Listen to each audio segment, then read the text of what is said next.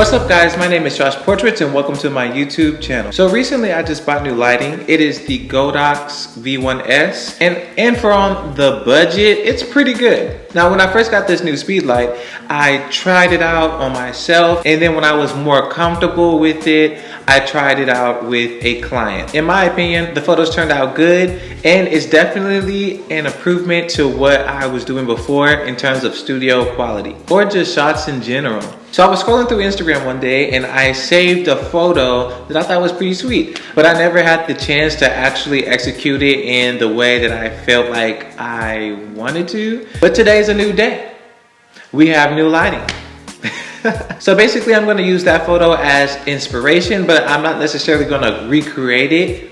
So don't be cutting up in the comments talking about, oh, you didn't even do the pose, or you didn't even do this, and you didn't even do that. You get what you get and you don't throw a fit. One thing about it. There's a couple of things that you need to know before we do the shoot. So in the photo, it looked like everything was pretty much washed out. Now I usually shoot on color profile 1, but I know for a fact that if I shoot on color profile 1, that in post I will not wash out the photo. With my style of photography, I kind of like everything very punchy. So I'm gonna try my best in post to not make everything so punchy and to keep everything washed out. We'll see.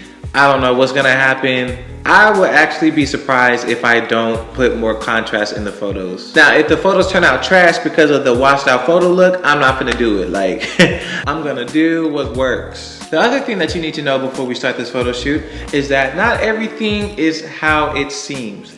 This looks really good right now, but literally, if you snap your fingers, boom, this is what it looks like. I'm in a garage. That's probably why you can hear the echo. I don't have any sound panels or whatever, or nothing like blocking the sound, but not everything is how you think it is.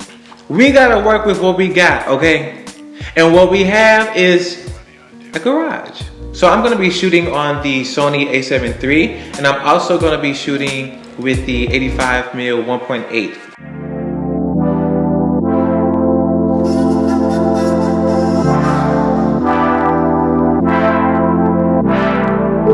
I like to shoot wide first and do my headshots last. Now it took me a while to get my settings exactly right. It still didn't turn out the way I really wanted to. I don't know what happened. This is the first time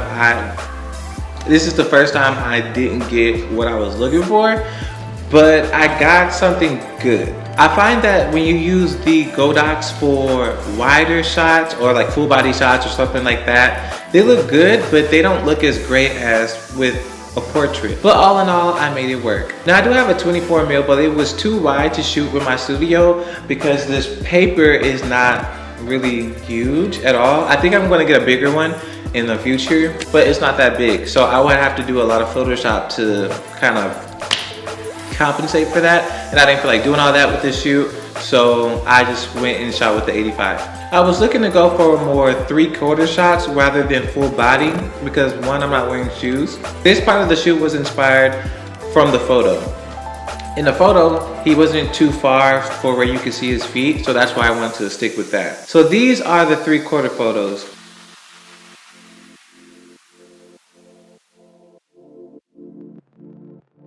So of course, you know, I had to get some headshots, right? So I adjust everything to shoot for this moneymaker right here. And I couldn't tell if I liked the background darker or if I liked it lighter. So let me tell you about the gear that I'm actually working with. So I bought the Godox V1s.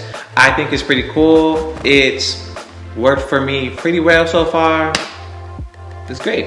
And I also have a C-stand. Make sure that you get a really high quality C-stand and not some like flimsy $2 C-stand, because that is literally holding a lot of money. You know what I'm saying? If your lighting equipment falls, it ruins the chances for you to do a photo shoot in a studio. Then it also ruins your chance to do a photo shoot outside with the Godox. And outside photos with the Godox are fire.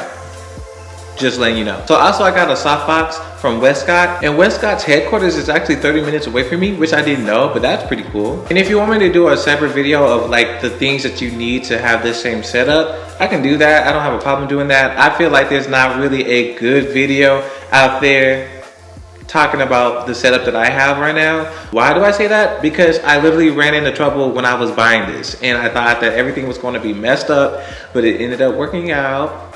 Thank the Lord. So these are the headshots from this shoot.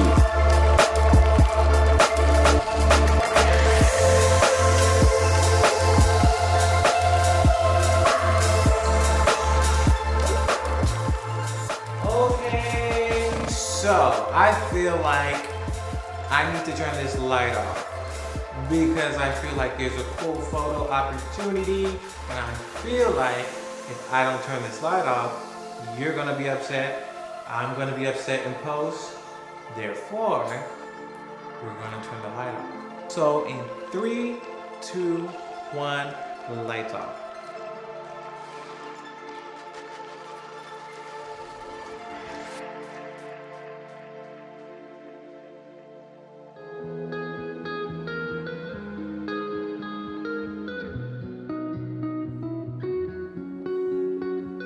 So I wanted to make this video just to let you know that it is possible to create good photos in your house. To substitute this backdrop, because I know that everybody doesn't have it, just use a white cloth or a white wall. It should work just fine. The one thing that you're probably gonna need is a light source, so you can also use a window, or you can use your studio lights that you have at home, constant light, or you can use a flash. I know not everybody's gonna have this setup, but this is just what I had, so